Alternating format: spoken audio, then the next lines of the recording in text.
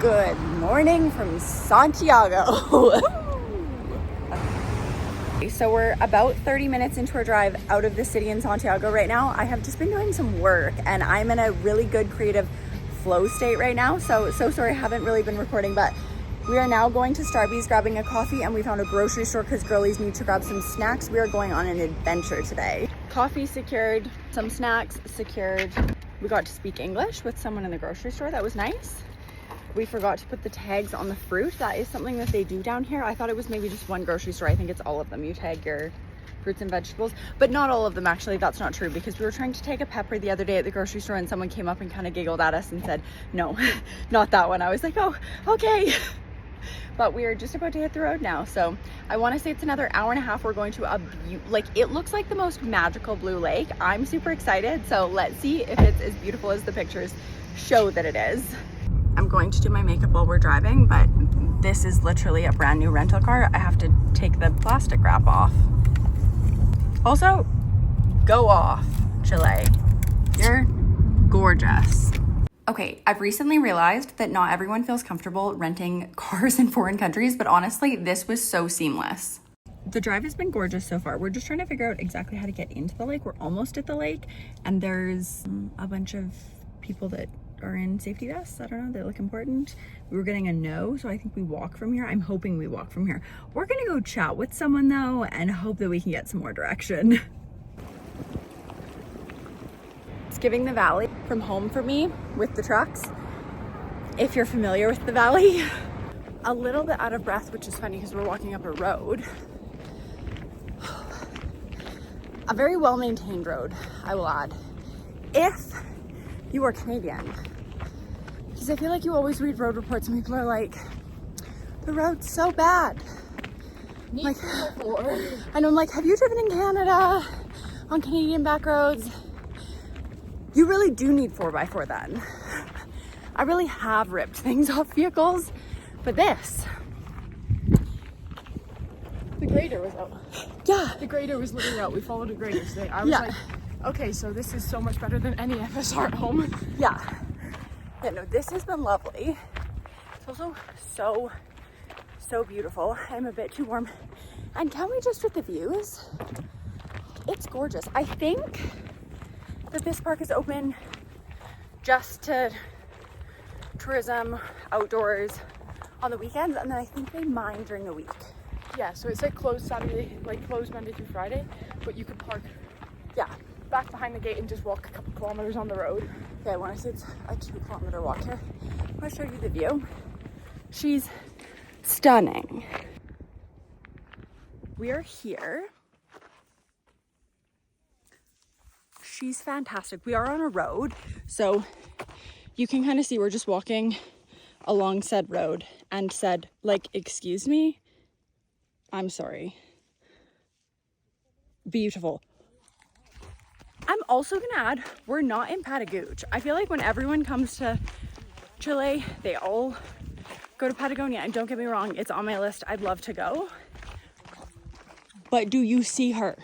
We all want to go to the Instagram spots, and I know how ironic I'm talking about the Instagram spots, but this is just a friendly reminder to do things off the beaten path. I feel like normally when I travel, I try and go to smaller parks, different places. I'm a weirdo. It's me trying to find some weird little niche thing. That's like my whole, like the core of my identity comically. But this is why. And most of the things that you see in my content are typically at provincial parks or smaller national parks, because busy parks are gorgeous, but they're also so busy. So anyways, I would come here. We're gonna keep walking. I'll show you the rest soon. Okay, we just got here. Look at this.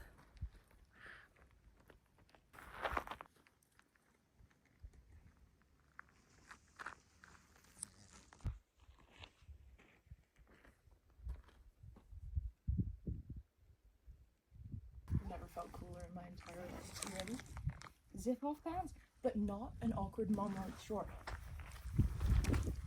Now I have ankle warmers. This is called climate control. Yep.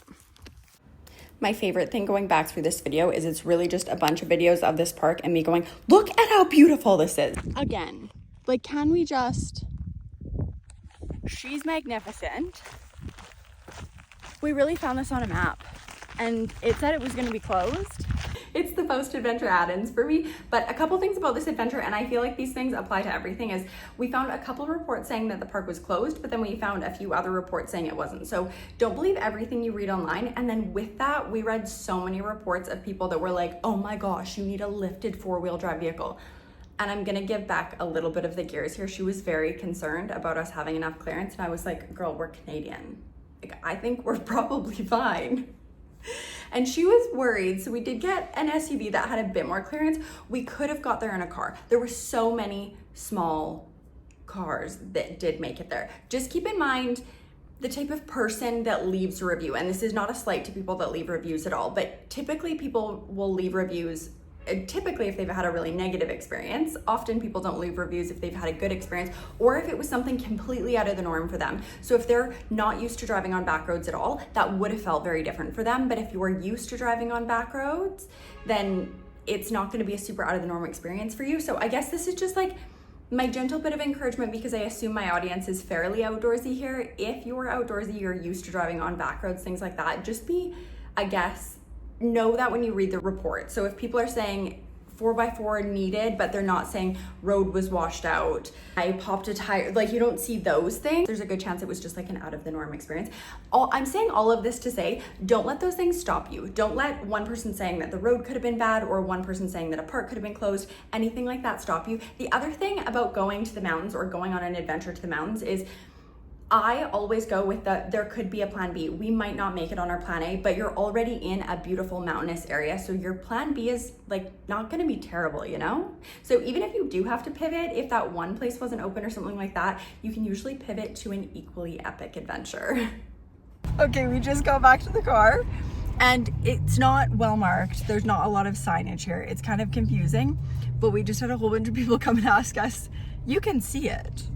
If you look, you can tell it's like there's a closed gate, but there's people walking. You can tell it's like right there. It's super close.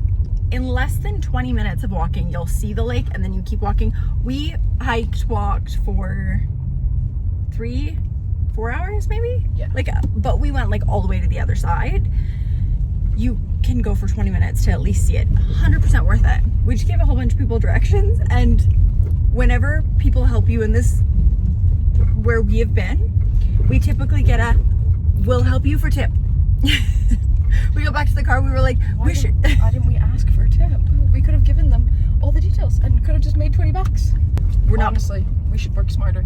We're not picking it up fast enough down here.